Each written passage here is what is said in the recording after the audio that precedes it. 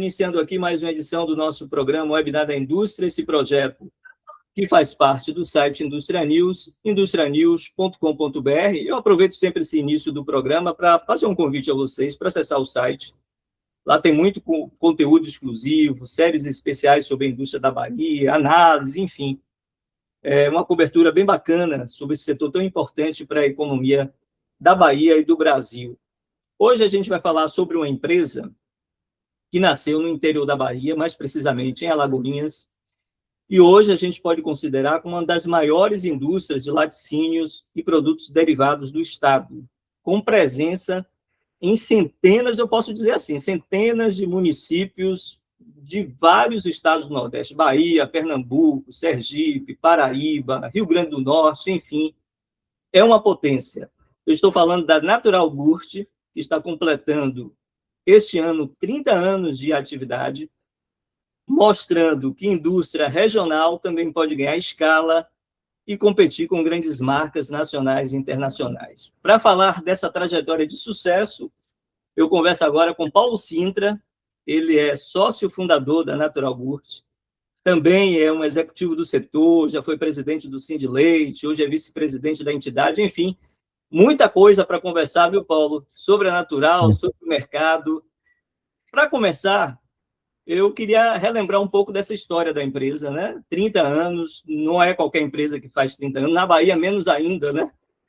Conta um pouquinho dessa história, como tudo começou, a origem disso, o porquê de montar uma indústria nesse setor. Obrigado pela sua presença. Valeu, obrigado também, Geraldo. Parabéns aí pelo programa. A Voz da Indústria na Bahia realmente é um programa diferenciado no nosso setor. A gente de um setor que na Bahia a gente pode dizer que é um setor em franco desenvolvimento, a indústria, né? Então, realmente, seu programa está de parabéns porque resgata essa verdade do estado da Bahia, né? E falar da Natural Gurt é muito bom, é muito legal, porque falar de uma vida, né? A Natural Gurt, pra você ter uma ideia, tem exatamente a mesma idade da minha filha. A minha filha do meio, ela tem exatamente 29 anos. E começaram juntas, né? A empresa e ela. E a gente veio, né, ao longo dos anos, criando todas as duas e criando também os outros filhos. E foi, assim, de uma forma bastante satisfatória. Eu não mudaria nada do que a gente fez desde o início. Procuramos sempre trabalhar dentro de uma regra, dentro de uma obediência ao que determina as leis. A gente sempre teve o produto registrado devidamente nos órgãos de sanidade e inocuidade do produto, né? O que garante realmente ao consumidor que ele vai ter um produto sem nenhum tipo de problema para a sua saúde. E quando a gente iniciou aqui a Natural Gurt, a gente iniciou produzindo algo em torno de 25 litros por dia. E naquela época o iogurte era um produto ainda muito incipiente na Bahia e no Nordeste. A gente tínhamos poucos concorrentes locais e a maioria dos concorrentes eram os concorrentes mundiais, né? Os grandes players como Danone, Nestlé. E naquela época tinha a Parmalat também, que agora voltou a marca, né? E a gente segue nessa linha, sempre buscando nos aproximando dos consumidores, né? Respeitando aquilo que eles têm de mais percepção do momento. A gente vai acompanhando justamente essas, como é que eu diria, essas tendências, né? E hoje a Natural Gurt tem desde do iogurte inicial lá, aquele iogurte que eu diria natural, que é o iogurte bem inocente, que você tem apenas 2 ingredientes, até o produto hoje bem mais tecnológico. E aí não é que ele deixa de ser inocente, mas é um produto que está muito mais próximo de um resultado efetivo, de um resultado direcionado, quando você consome proteína voltada para o desenvolvimento da sua musculatura. Então, a gente tem toda a linha completa sobre mesas lácteas, bebidas lácteas, petit suisse, iogurte bicamada, zero lactose, light, diet. Então, a linha é bem completa. Hoje são 108 SKU, 108 produtos que a gente tem em linha. E temos novidades, temos irmãos novos. Há 2 anos atrás, a gente deixou de apenas fabricar iogurtes e bebidas lácteas e também passamos a fabricar massa fresca para pastel. É um produto que já está no mercado, já está, assim, digamos assim, bem consolidado, visto que a gente tem uma distribuição muito densa e muito complexa no mercado todo, né? A gente vem sendo destaque no ranking de iogurtes, né, na Bahia. Já fomos top 1 por vários anos. Hoje a gente tem uma briga, uma discussão assim, na forma de fazer essa apuração, porque a gente continua achando que é o top 1, porque a gente faz muito o interior da Bahia. E no interior da Bahia você não encontra os grandes, né? Então, eles terminam fazendo essa avaliação muito nos atacarejos, nos grandes cash, né, que tem aqui no estado. Mas a gente sabe a nossa preferência do público e sabe também a nossa cobertura de venda no estado da Bahia. Então, a gente, como você falou, nós só na Bahia, a gente está presente em mais de 350 municípios, são 417, então você veja que falta muito pouca coisa. Além disso, a gente vende no estado de Sergipe, Alagoas, Pernambuco, Paraíba, Rio Grande do Norte, chegando no Rio Grande do Norte até a cidade de Caicó, que é bem ao norte do Rio Grande do Norte. Então, a gente também se conhece. Então, essa questão de ir na Bahia está ainda nessa discussão aí dos apuradores de resultados, mas a gente está bem satisfeito com a percepção e está bem satisfeito também com o reconhecimento que recebe do público, né? Então, como eu estava te dizendo, a gente começou lá atrás, primeira produção nossa, 25 litros por dia, e não se produzia todo dia, produzia segunda, quarta e sexta. E a coisa foi desenvolvendo. Hoje, a gente já chegou a produzir aqui 70 mil litros num dia. Então, é uma diferença muito, muito grande, muito... e a história é muito interessante. Eu realmente fico muito satisfeito com essa história. Deixa eu te perguntar uma coisa, a gente vai falar muito de produtos, de mercado, investimento, mas nessa sua trajetória aí de 30 anos, né, como empreendedor, empreendendo nesse segmento, teve algum momento que você achou que não ia dar certo, que pensou em desistir? E aí, qual foi o ponto da virada? O momento que você disse, não, esse agora vai. Não, veja, a nossa trajetória, como a gente começou muito pequeno, então tudo que acontecia era sempre uma vitória, era sempre um ganho, era sempre um avanço, e sempre voltado para reinvestir tudo que ganhava. Então a gente nunca fez nada que fosse colocasse o chapéu além de onde o braço alcança, né? Mas na trajetória, como bem você falou, o momento da pós-pandemia foi um momento bem complexo. A pandemia chegou de uma maneira, digamos assim, sem avisar nada, chegou, se instalou. A gente, no início, logo quando a pandemia começou, a gente imaginou que ia fechar tudo, que não ia conseguir distribuir, não ia conseguir vender, mas a coisa foi se estabelecendo, a gente foi começando a entender como aconteceu. O governo fez alguns apoios à questão da mão de obra e também a questão de impostos, foram feitos alguns ajustes, né? E a coisa andou. Só que pós-pandemia, a gente tinha uma expectativa de que a coisa iria tomar um rumo de crescimento, já que os mercados reabriram totalmente, e não foi bem assim. A gente terminou meio que se atrapalhando com essa perspectiva em excesso do que o mercado seria pós-pandemia. Foi um momento muito difícil. A gente teve um prejuízo de histórico que nunca tinha acontecido em nossa trajetória de empresa, e que eu fiquei realmente preocupado. A gente teve que assim, aportar muita grana na empresa para poder restabelecer. Mas, graças a Deus, ano passado, final de 2024, início de 2025, a gente começou a enxergar a luz no fim do túnel, crescendo cada vez mais, cada vez mais, cada vez mais, cada vez mais, e graças a Deus a gente chegou ao final do túnel com a luz totalmente ampliada, restabelecida, e de peito aberto para agora seguir essa caminhada de mais 30 anos, com muita experiência nas costas, né, com muita resiliência também que a gente teve nesse período todo, e muito satisfeito porque a gente construiu de lá para cá uma empresa que trabalha hoje com uma transparência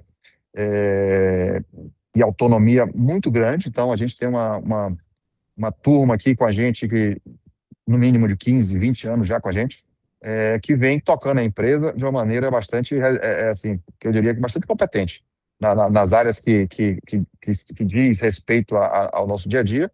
E também a gente construiu nesse período uma sucessão familiar bem consistente. Meu filho mais velho, ele é veterinário, e ele hoje é o diretor de operações da empresa, e faz isso com muito, pelo menos a gente percebe, com muito gosto, com muito carinho, com muito cuidado. Ele trabalha bastante, é um cara que a gente tem muito orgulho. Eu digo às vezes que eu criei um monstro, mas no bom sentido. e ele realmente se destaca bastante, e isso nos deixa muito, muito satisfeito, porque é uma empresa 29 anos, 30 anos, relativamente nova, já com uma transição praticamente concluída, né? Nos dá muita tranquilidade até para os próximos passos agora ser mais direcionados ao comando dele e a gente seguir apenas como conselheiro. Esse processo de transição já estava planejado, ele foi treinado para isso, né? Como é que se deu isso, né? Ele se formou, tem uma formação que tem tudo a ver com a empresa, né? Sim, Mas sim. ele já tinha ideia já de suceder na empresa, né? Que fosse feita essa transição? Sim, a transição, ela logicamente não foi feita a transição, a sucessão de uma grande conglomerado de indústria, de empresas, mas foi feito com a maior seriedade possível, porque ele sempre teve essa aptidão para negócios e também se voltou para a área de veterinária, que na indústria de alimentos, na indústria de laticínios especificamente, o responsável técnico por uma empresa de laticínios é um veterinário, obrigatoriamente. Então, tudo foi sendo criado e montado paulatinamente à medida que ele foi crescendo e foi crescendo com a empresa. Então, ele já passou em todos os setores da empresa, ele foi capacitado para isso, então ele passou desde a logística, primeiro pelo financeiro, depois administrativo, depois a parte logística. E quando ele se formou em veterinária, ele passou realmente a tomar conta de toda a parte da industrialização. Não somente a industrialização, mas também desenvolvimento de novos negócios e novos produtos. E com todo esse cabedal de informações, ele hoje se transforma, ele hoje tem digamos assim, a mesma experiência que eu e a mãe dele tivemos durante todo esse período de empresa, né? Porque já que ele passou por todos os setores, ele conhece tudo, todos os meandros, todos os detalhes. Não é aquele tipo de diretor-presidente que chegou contratado para apenas administrar o que está pronto. Não, ele viu sendo construído. Ele várias vezes dormiu aqui no sofá da minha sala. Ele participou de todas as festas de confraternização. Então ele está bem, bem, bem entrosado com o dia a dia da empresa. Perfeito. Você já traçou um histórico aí bacana da empresa. Fala do que é hoje a Natural Gurt, né? Fala assim, a fábrica fica em Alagoinhas, né? Sim. Traz um perfil aí, quantos funcionários, quais são os... Você também já trouxe isso, mas reforça um pouquinho os produtos, quais são Sim. os carros-chefe do portfólio, né? O que é que está mais... O que é que comanda os negócios aí na empresa? Sim. A Natural Gurt, desde quando ela começou, como eu te falei, nós tínhamos poucos concorrentes regionais e tínhamos os grandes concorrentes internacionais. E a gente sempre percebeu que eu tinha duas opções para dar andamento à empresa. Ou eu seguiria no nicho de mercado muito específico, de produtos premium, para atender uma classe, digamos assim, consumidora na Bahia, que a gente entendeu que era muito pequena, ou seguiria mais na questão do grande fornecimento, fornecer de A a Z. Então, tanto a gente tem produtos premium, como também tem produtos de uma classe mais C, digamos assim. E é o que acontece, a gente termina atingindo a grande gama da população que hoje vai ao mercado, vai ao supermercado e faz suas compras e inclui iogurte na sua cesta básica. Isso é importante porque a gente termina oferecendo produto de qualidade, mas num custo-benefício muito interessante, o que muitas vezes não se consegue com as grandes marcas que têm. A gente sabe que tem custos maiores e tem toda uma classificação de mercado que termina sendo mais caro. Então, a gente seguiu sempre nessa linha e quando a gente começou, lá atrás, a gente também entendeu que nesse mercado, principalmente mercado regional, a gente tinha duas opções, ou fazia poeira ou comia poeira. A gente resolveu apostar na opção de fazer poeira e de lá para cá a gente tem sido sempre em fabricação de iogurtes, na Bahia a gente tem sido sempre o puxador das tendências, a gente é o puxador de preço, então a gente meio que determina como é que a coisa acontece no mercado. Não que isso determinar seja algo que para a empresa seja determinante. Não, pelo contrário. A gente faz conta, a gente sabe o que está fazendo, a gente faz análise de mercado o tempo todo. A gente fez uma expansão um tempo atrás. Pronto, na pandemia, ali um pouquinho antes da pandemia e até o meio da pandemia, a gente fez uma expansão de mercado para o varejo de Alagoas, Pernambuco e Sergipe. Sergipe, Alagoas e Pernambuco. Uhum. A gente vendeu nesses estados, para você ter uma ideia, em todos os municípios. Todos os municípios. Só que percebemos que não era um caminho que iria nos trazer mais divisas, iria nos trazer melhores resultados, pelo contrário. foi justamente pós essa decisão de retornar, que a gente conseguiu sair do problema que eu te falei. Porque se a gente mantivesse aquilo, aí certamente o prejuízo seria muito maior.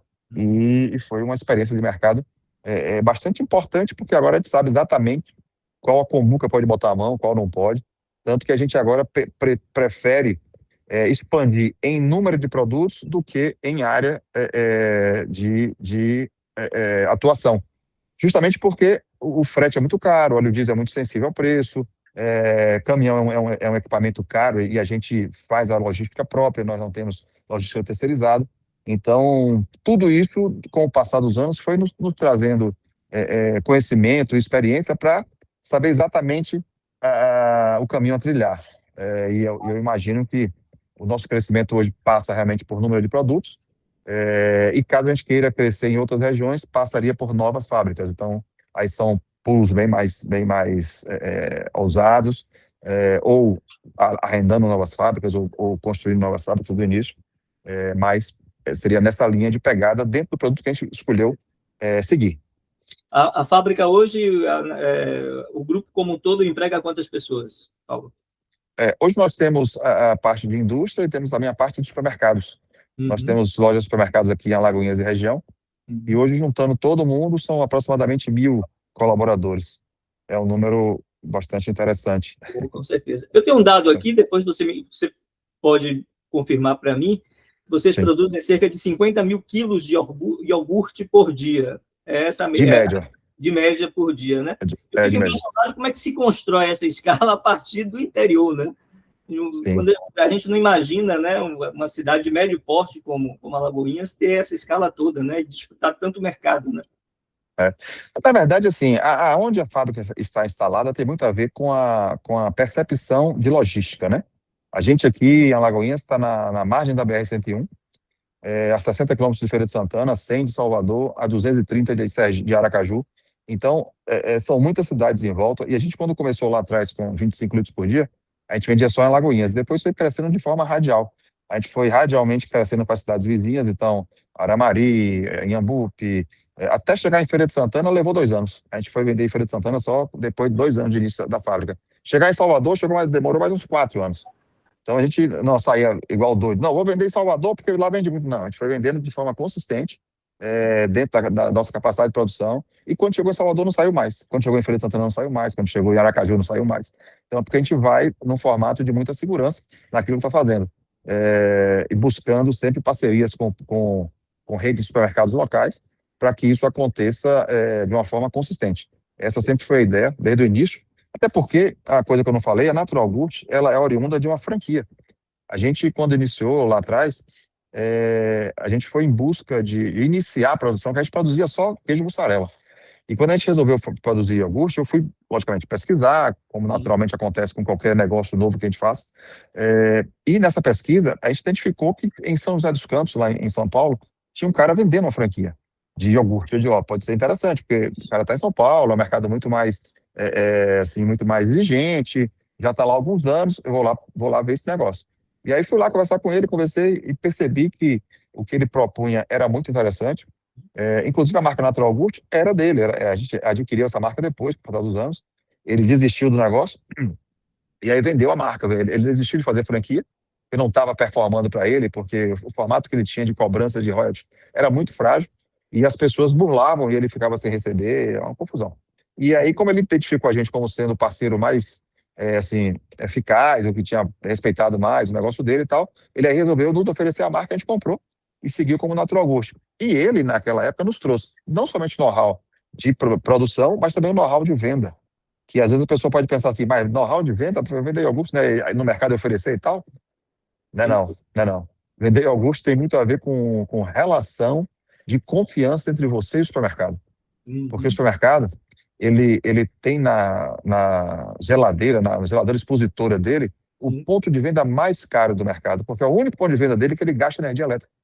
E se você diz que vai levar o produto e não leva, a geladeira fica vazia, e ele gasta energia, e ele não vende, ele não performa. Então, na hora que você começa a construir essa relação, tanto a gente saiu daqui da fábrica com o produto no carro, sabendo que chegando lá ia ser entregue, como ele já sabia que a gente ia chegar lá toda terça-feira. Então, toda terça-feira, tal rota, toda quarta-feira, tal rota, toda quinta-feira, tal rota. E a gente faz isso até hoje, com próximo de 70 rotas que a gente tem hoje distribuindo, é sempre a mesma pegada. Então, mesmo dia da semana o carro vai. Hoje a gente não faz mais pronta entrega, que antigamente era pronta entrega, né?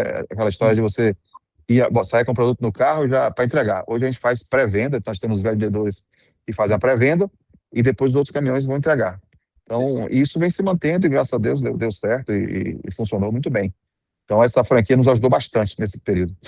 Bacana. Você até já citou as duas empresas, Danone e Nestlé, que são gigantes multinacionais, enfim. Como é que se enfrenta essa concorrência, né? Com uma empresa regional, baiana, do interior, enfrenta essa concorrência. E aí eu já adianto uma outra pergunta. Nessa sua caminhada, você já recebeu ofertas para vender o negócio para outras empresas, para grandes players? Já houve ofertas nesse sentido? Sim.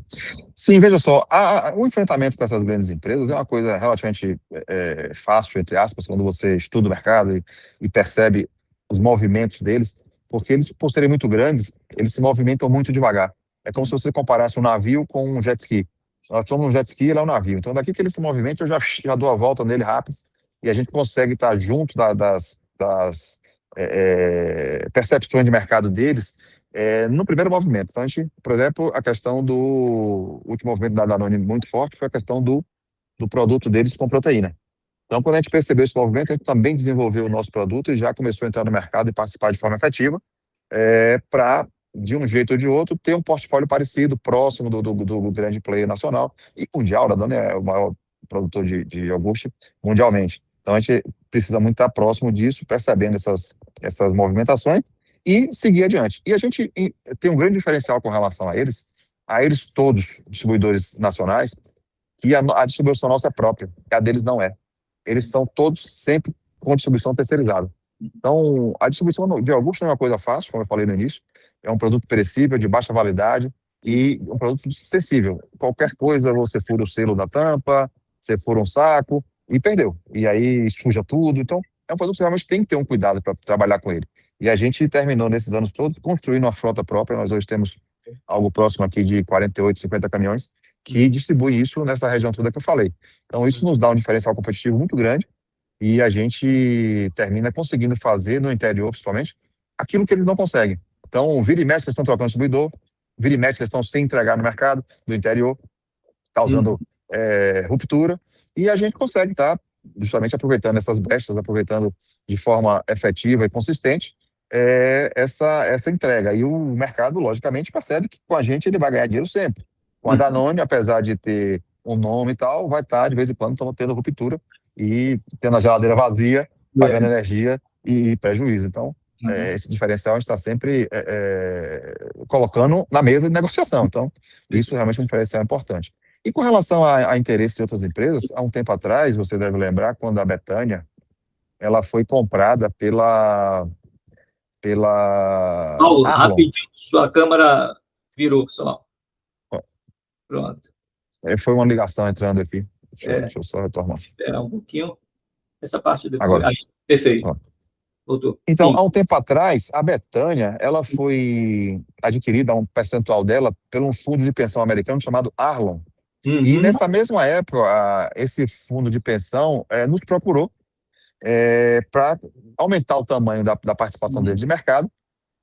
A gente negociou por um período relativamente grande, quase 7, 8 meses negociando, e quase que deu negócio, mas no final da conta o negócio não rodou, porque eles tinham um entendimento de que na nossa negociação eu deveria ficar com eles por mais 3 anos, e esse valor do salário, basicamente foi isso, esse valor do meu salário deveria estar incluído na negociação.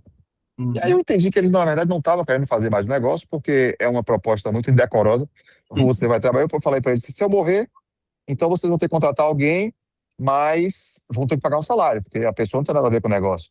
Eu falei, mas é porque a gente está fazendo a conta aqui como se fosse um fluxo financeiro para vocês. Então, vamos deixar para lá, porque eu estou achando que vocês não estão mais querendo fazer o negócio, ou qualquer sei lá o quê. Não, a gente quer fazer, mas aí eu preferi encerrar a negociação, e foi bom, porque de lá para cá a gente cresceu bastante. A empresa hoje talvez valha as 4, 5 vezes mais do que valia naquele momento. Então foi bom, não foi ruim não. Você falando em empresa, vocês estão crescendo ano a ano. Você teve um período difícil da pandemia, mas em termos de percentual, 2025 em relação a 2024, houve crescimento? Assim? Sim, justamente o ano, a pandemia foi praticamente estabilizada, não cresceu nada, também não decresceu nada, cresceu apenas a inflação, que não é de todo tão ruim. Mas de 24 para 25 a gente já cresceu 16%. Então foi interessante. E a gente está imaginando que 25 para 26 agora, justamente por conta do advindo de novos produtos, como foi o caso da massa fresca de pastel. A massa fresca deu um empurrão muito forte nisso. E eu imagino que agora, 25 para 26, a gente deve crescer desse patamar para mais. Eu estou imaginando que a gente vai crescer 20% esse ano. Uhum. Eu vejo um movimento aí de grandes empresas, né, chegando para o interior do Nordeste, né? Eu acho que a Piracanjuba comprou uma unidade aqui no interior de Sergipe, né? A Nativille está fazendo unidade em Jeremoabo, se eu não estou enganado, né? Isso. Esse mercado nordestino aí, a bola da vez, ainda tem muito a crescer, ou vai estar saturado em pouco tempo? Qual é a sua avaliação como empresário e também como alguém que conhece bem esse mercado aí? Sim, veja só, em números, quando você avalia o consumo per capita nordestino, ele ainda é muito abaixo do consumo per capita do sudeste do país. E quando você avalia os dois com relação à Europa e Estados Unidos, a gente ainda está muito aquém do que podemos crescer em consumo per capita, né? Os números exatamente eu não vou saber precisar, mas eu sei com certeza que a gente está aquém do que se consome fora do Brasil e do que o Nordeste em relação ao Sudeste ainda consome muito abaixo. A Piracanjuba talvez das empresas brasileiras que ainda continua 100% brasileira e que percebe o mercado com muito mais facilidade. Você tem outras grandes empresas brasileiras que já foi vendido um bom percentual do seu capital e essas empresas são mais pesadas para poder expandir e para perceber também o movimento do mercado brasileiro. E para mim é muito claro que a bola da vez é o Nordeste, não somente na produção do leite. A gente hoje cresce, por exemplo, o Brasil cresceu ano passado algo em torno de 4% em produção de leite. O Nordeste cresceu 7,5%. Então, mais do que o dobro em produção de leite. E o estado de Sergipe é a princesinha do negócio. É a cereja do bolo, digamos assim. O estado de Sergipe vem crescendo tipo 16% ao ano em relação à produção de leite. E grande incentivador disso aí foi realmente a Nativille. A Nativille construiu uma relação muito forte com os produtores e também com os consumidores. A marca Nativille hoje é bastante conhecida no Nordeste e vende muito bem. A Nativille hoje é uma empresa que já recepciona mais de 1 milhão de litros de leite por dia. É um volume bem considerável e já está presente em Sergipe e Alagoas de forma bem, assim, mais instalada do que na Bahia. A Bahia está se instalando agora, em Jeremoabo, um projeto que já vem de uns 2, 3 anos para trás. E, por outro lado, chegou em Sergipe, há uns 3 anos atrás, a Damari, que adquiriu uma empresa chamada SAB, lá no município de Muribeca, lá em Sergipe. E agora, por último, chegou a Piracanjuba, lá no município de Glória, que adquiriu a empresa Laquibon, se não me engano, era o nome da empresa lá. E são empresas que, tanto a Damari como a Piracanjuba, empresas que certamente vão jogar esse jogo lá em Sergipe, na compra de leite, de forma bem pesada. Então, lá, a Nativille agora vai ter uma concorrência bem assim, grande, digamos assim. E, além dessas todas que eu falei, lá também tem a Betânia. A Betânia também está presente em Sergipe, está presente na Bahia e fortemente presente no Ceará, que é a grande base de produção da Betânia hoje é no Ceará. Com a chegada do Arla, a Betânia também tem uma produção em Minas, que é a Camponesa, né? Eu não lembro agora o nome da... Sei que a marca deles lá em Minas é a Camponesa. Me fugiu agora o nome da empresa lá. Que também fizeram uma junção, né? Como se fosse uma joint venture entre Betânia, a Camponesa, que se nome agora, e a Arla. Mas me parece que quem gere tudo, o maior percentual de toda a negociação é da Arla, que é esse fundo de pensão que vem tracionando bastante esse grupo de empresas, entendeu? Então, esse é o formato. O Nordeste é a bola da vez. Perfeito. Bacana essa análise. Paulo, me fale agora um pouquinho do consumidor, né? Vamos tentar olhar pela ótica desse consumidor aqui do Nordeste, especialmente, né? Está mais exigente, mais sensível a preços, mais atento à qualidade. Como é que você observa esse movimento do consumidor nos últimos anos? Falar só bem do consumidor, para o consumidor nossa galinha dos ovos de ouro. E sensacional. O consumidor brasileiro, cada vez mais em busca de de novidades, em busca de produtos de melhor qualidade, produtos mais naturais, produtos que tragam, no fim do dia, um resultado não somente alimentar, mas também funcional. E os lácteos são também, assim, eu diria que é o melhor vetor de levar para o consumidor essa funcionalidade toda que hoje se procura, né? Músculos, beleza, e por aí vai. Então, hoje, essa relação, eu diria, com o consumidor é uma relação de ganha-ganha, porque a gente ganha indo em busca desses produtos e o consumidor também ganha porque recebe produtos de muito melhor qualidade. A gente, hoje, para você ter uma ideia, tem em desenvolvimento aqui algo em torno de 15 novos produtos para entrar em linha. A gente está desenvolvendo aqui, dá para dar o spoiler, não tem problema nenhum, que são produtos já que estão no mercado, a gente vai agora entrar com a nossa linha, que são os doces de leite. Você vai dizer, mas doce de leite é um produto muito antigo, que inovação que você vai trazer? Doce de leite hoje é um dos maiores vetores de proteína para o pessoal da área fitness. Então a galera quer doce de leite porque tem açúcar que é energia e tem proteína que você ainda adiciona um pouco mais de whey protein para ficar um doce de leite com muita proteína adquirida. Então, adicionada. E aí você, no consumo, logicamente, o consumo dentro de uma regra, de uma base que você vai consumir com consciência, vai te levar a proteína com bastante prazer. Então, é a tal da indulgência que o consumidor busca com funcionalidade. Né? Antigamente era comer doce com brigadeiro e sem nenhum resultado. Hoje não. Você vai comer com qualidade, você vai ter toda essa condição de escolha, mas com produtos que vai levar funcionalidade também. Além do doce de leite, a gente deve ter uns 3 ou 4 tipos diferentes. A gente vai também entrar com a linha de requeijão cremoso. O requeijão cremoso hoje tem não somente a parte do requeijão cremoso puro, que também traz a mesma funcionalidade do doce de leite, mas também o requeijão cremoso light e o requeijão cremoso culinário. Então a gente vai entrar com essas 3 linhas também. Imagino que até o final do ano a gente vai estar com essas 3 linhas já em andamento. Além disso, a gente está desenvolvendo novos sabores. O sabor mais novo que a gente está aqui, também dá para dar o spoiler, que a gente já tem um contrato de exclusividade assinado, é o sabor jabuticaba, que é um produto que vai vir com jabuticaba apenas, então jabuticaba sem nenhum tipo de açúcar, nenhum tipo de corante, nada. E a jabuticaba de uma forma interessante porque ela é obtida através da trituração de toda ela, então com casca, com semente, com a própria fruta, para levar toda a qualidade que ela tem de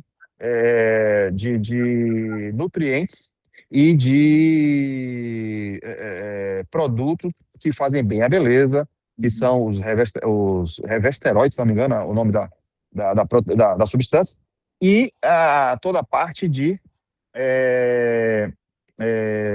antioxidantes. É o que realmente tem com muita quantidade na jabuticaba, que é uma fruta totalmente nativa, uma fruta brasileira, e que, por incrível que pareça, quem está desenvolvendo esse projeto todo é uma turma da Suíça, que está investindo pesado na jabuticaba, e a gente vai, nessa linha aí, lançar certamente o whey protein com jabuticaba, o iogurte grego também com jabuticaba, e imagino que esse é um produto que deve sair até antes dos outros, porque é uma linha mais dominada por nós, e a gente já está bem avançado nos testes. A gente já conseguiu chegar nos testes finais de sabor e por aí vai. Esses novos produtos aí significa mais investimentos em compra de equipamentos, ou você tem ali uma linha de investimento anual que você segue, ou ano a ano isso varia? Fala um pouquinho para a gente. Não, a linha do iogurte, não, investimento apenas de P&D, apenas de pesquisa e desenvolvimento. A parte dos doces e do requeijão, sim, vai ter investimento, que a gente já começou também com esse investimento, que quando você fala investimento, não é só comprar maquinário. Você tem que fazer uma pequena ampliação de fábrica, uma adaptação de layout, tubulação de inox, com soldadores e mecânicos especializados nisso. É realmente uma coisa bem cara, não é uma coisa simples de fazer. E a gente busca sempre primar por essa qualidade, não somente do produto, mas também de toda a linha que no fim do dia vai fazer um produto, como eu falei lá no início, com muita sanidade, com inocuidade total, para que o consumidor tenha a garantia de que não vai ter nenhuma surpresa no fim do dia. E o iogurte fazia a função que ele tem mesmo, né? O iogurte, a função principal dele é curar a dor de barriga. A pessoa, não, eu bebi iogurte, deu dor de barriga. Eu disse, não, amigo, pelo amor de Deus, é o contrário, o iogurte cura a dor de barriga. Muito bom. E aí é manter sempre essa ideia, né? De que o iogurte faz bem, e realmente faz bem, e a gente tem essa preocupação o tempo todo. A O gente já está investimento, se você quiser saber do investimento, chegando. a gente já, até agora, que ainda não tem nenhum produto em linha, a gente já investiu mais de 2 milhões. É muito É dinheiro. uma quantia absurda. Quando você para ver a quantidade de tubo de inox que tem aqui na fábrica, a gente já mede em quilômetros, não é nem metro mais. É um quilômetro de tubo de inox, soldados e todo fechado, estanque, para poder. A nossa produção hoje é toda sem nenhum tipo de acesso manual. Depois que ela passou pelo pasteurizador, dali para diante é só tubulação fechada. Ele só vai sair lá na garrafa ou no pote, onde seja, já para ir para a câmara para finalizar, entendeu? Então é realmente um investimento mas também é um investimento que vai durar 30 anos, pelo menos. A tubulação de inox não acaba nunca e tal, e tudo certo. Perfeito. Eu queria uma Paulinho vai avaliação. tomar conta. Já estamos chegando quase no final do programa, mas eu queria que você fizesse uma avaliação. Você que tem uma longa trajetória, dirigente do Sindileite, aí do sindicato que representa esse segmento aqui na Bahia e tal. Fundador também, viu? Isso, fundador também, né? Então, assim, conhece como poucos, né, esse segmento aqui no estado. Me fala um pouquinho qual é a sua visão do momento do setor na Bahia, né? O que é que tem travado, né, um crescimento ainda maior dessa indústria aqui no estado, né?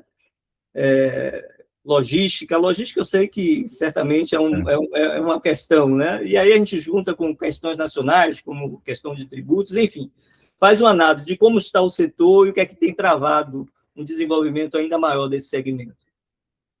O setor de laticínios na Bahia, desde quando a gente montou o Sindileite, há 25 anos atrás, no ano 2020, não, 2000, desculpe, não 2000, tem 25 anos, ele era um setor quase desconhecido. A Bahia produzia queijos de muito má qualidade, quase não produzia outros derivados, basicamente era queijo, queijo mussarela e queijo de massa, que a gente fala, massa cozida, que era como se fosse tipo requeijão, que nem requeijão a gente fazia. Requeijão é mais um produto do norte do estado do país. Norte, que digo assim, mais do Nordeste, né? E depois que o Sindileite entrou, a gente foi começando a mostrar para o governo, e realmente tem que ser governo, porque a gente pagava um imposto CMS altíssimo, pagava submissão tributária, e nada que justificasse o porquê disso. Porque, visto que os estados vizinhos, Minas, Espírito Santo, não pagavam imposto CMS, principalmente por um incentivo ao tipo de indústria que é a nossa. A gente não tem nenhuma indústria de laticínio em Salvador, por exemplo. Todas as nossas indústrias estão no interior do estado. Então, a gente segura o êxodo rural, a gente gera emprego e renda na roça, digamos assim, no interior do estado, sem precisar de nenhum outro tipo de incentivo do estado. Você vai pegar uma empresa, por exemplo, uma empresa de calçados que chegava na Bahia há uns tempos atrás, o governo dava tudo. Dizia, você tem que ir para o interior tal, mas lá eu vou lhe dar terreno, vou lhe dar galpão, A gente não, a gente sempre gerou isso de forma espontânea e de forma também que eu considero melhor ainda, que era de forma a estar no local que tinha aptidão para isso. Então você montou uma fábrica de sapato no lugar que tem nenhuma aptidão para isso, né? Aí não dá certo, claro que não vai dar certo. Mas a gente não, a gente já vai a gente já está no interior num formato mas muito bem pré-definido, né? Então, a gente mostrou tudo isso para o Estado, mostrou o número de preços que a gente estava gerando e mostrou o tamanho da nossa clandestinidade. E isso é uma coisa que a gente tem que falar com muita tranquilidade, porque era assim que funcionava. Muitas vezes o pessoal fala assim, mas o cara não paga imposto. Meu amigo, se você for partir para iniciar um negócio pagando a quantidade de impostos que o país paga, e o pior, Geraldo, é que a desinformação é o que mata. Porque às vezes o cara não sabe que imposto tem que pagar, e o contador muito menos. O contador, não estou falando mal de contador, não. Mas o contador é igual o médico veterinário. O médico veterinário, ele trata de 300 tipos de animais. O médico humano trata só do ser humano. Aí você compara um com o outro, o veterinário precisa ter muito mais conhecimento do que o médico humano. Assim é o contador. O contador precisa ter muito mais conhecimento do que o próprio empresário. Eu tenho que conhecer só do meu negócio. E tem que dizer para o contador, olha, meu negócio é assim, assim, assado e tal, e ele vai seguir a linha de contabilidade. E assim a gente fez quando montou o Sindileite, que a gente ia sempre em busca das informações e levou para o Estado o que estava acontecendo. O Estado percebeu e entendeu perfeitamente, tanto que hoje você tem indústrias no estado da Bahia que produz queijo gorgonzola, que produz iogurte, bebida láctea, queijo lanche, queijo cilíndrico. A gente tem laticínio hoje na Bahia que é o laticínio da vaca, que atualmente é nosso presidente do sindicato, e produz hoje 700 mil litros de leite por dia. Transforma em queijo, manteiga, requeijão cremoso. Então, você veja, naquela época, era tudo laticíniozinho, de 2 mil, 3 mil, 4 mil, 5 mil litros de leite por dia, mas a gente entendia que o negócio estava ali, na nossa cara, aberto, e pedindo que alguém pilotasse aquele negócio de uma maneira competente, para que a gente pudesse hoje estar falando que tem uma empresa, que tem números, que você pode chegar aqui na empresa, vai ter, eu vou te dizer tudo que eu comprei nos últimos 25 anos de produto, qual foi o resultado da empresa, como cresceu, quanto pagou de imposto, quanto gerou de emprego. Então, é outra história. Então, o sindicato veio muito nessa linha de profissionalizar o setor. E o setor se profissionalizou, cresceu ano a ano. A Bahia nunca deixou de crescer, tanto na produção de leite, como na produção de laticínios também, e seus derivados, né, todos eles. E se estabeleceu como sendo um estado que tem produtos conhecidos nacionalmente. Além do que eu falei, se você deve saber, a gente tem aqui na Bahia uma indústria de leite longa-vida, aliás, a única indústria de leite longa-vida da Bahia, chamada Leitíssimo, que é uma indústria de origem neozelandesa, que os caras são realmente assim, diferenciados. Eles estão aqui já há quase 25 anos. Para você ter uma ideia, me parece que o número é esse. Quando eles, até iniciar a primeira produção de leite, levou 10 anos. Então, os caras tinham realmente uma visão de negócio e quiseram implantar aqui na Bahia, e se mantiveram aqui, estão aqui até então, e vendem para o Brasil inteiro. Então, é um estado que tem história em laticínios, e eu percebo que, apesar de há pouco tempo atrás ter sido ultrapassado na produção de leite por Pernambuco, mas eu entendo que a gente já vai retomar essa posição, e vai voltar a ter destaque na produção, um destaque maior na produção de leite no Brasil. Hoje a gente está em segundo lugar na produção de leite no Nordeste, fica atrás de Pernambuco apenas, e aí depois vem o Ceará e tal, Alagoas. Sergipe é que vem crescendo bastante, né? Sergipe vem atropelando todo mundo aí na produção de leite. Mas o estado está bem, tá bem. A Leitíssimo fica em Jaborandi, se eu não estou enganado, né? Um case realmente de sucesso. Jaborandi, sim. Paulo, chegando aqui ao final do programa, eu vou te deixar uma pergunta aqui, que é quase uma reflexão aí para você, né? Depois desses 30 anos aí da Natural Gurt, aí, o que é que mais te orgulha nessa trajetória? Nessa primeira pergunta. E já emendando a pergunta final. Pensando daqui a uns 5 anos, né? Onde é que você quer ver a Natural Gurt? Como é que você imagina a empresa aí? Disputando aí com a Nestlé, com a Danone, comprando empresas? Qual o seu sonho, o seu projeto de empreendedor? Você deixou as perguntas mais difíceis para o final, rapaz? Eu digo que são perguntas mais difíceis porque são perguntas que mexem com o emocional, né? São perguntas que lhe faz voltar atrás, pensar a história e tal e tal. Mas, assim, o que mais me orgulha disso tudo, desses 30 anos que passaram, é realmente o que eu imagino de legado que eu possa ter construído nesse tempo todo. O legado da construção de uma empresa que se respeita, uma empresa séria, uma empresa que nunca baixou a cabeça para nada dos desafios que apareceram, não somente operacionais, mas desafios de gerenciamento, todas as nossas discussões que foram assim, mantidas, né, que aconteceram nesses anos todos, junto ao governo, junto a concorrentes, junto a outros players, né, tudo sempre de uma forma muito construtiva. Eu tenho certeza que as pessoas com as quais eu me relacionei profissionalmente esse tempo todo, vai ter uma história para contar, vai ter uma lembrança, e eu não tenho dúvida que vai ser sempre uma lembrança positiva, eu tenho certeza disso, e não estou falando aqui para me gabar, não, mas muito pelo contrário, porque isso é uma história, uma herança que eu trago de família, e meu pai, minha mãe, nós somos de uma origem muito humilde, e aquilo que ele nos ensinou é que a gente não podia ter vergonha do que fez. Então pense antes de fazer, para poder fazer sempre direito, fazer bem feito, né? Minha mãe tem uma frase dela, eu boto essa frase aqui, onde você imaginar na empresa, eu boto. Sim. A frase dela é assim, pensar para fazer e não fazer para pensar.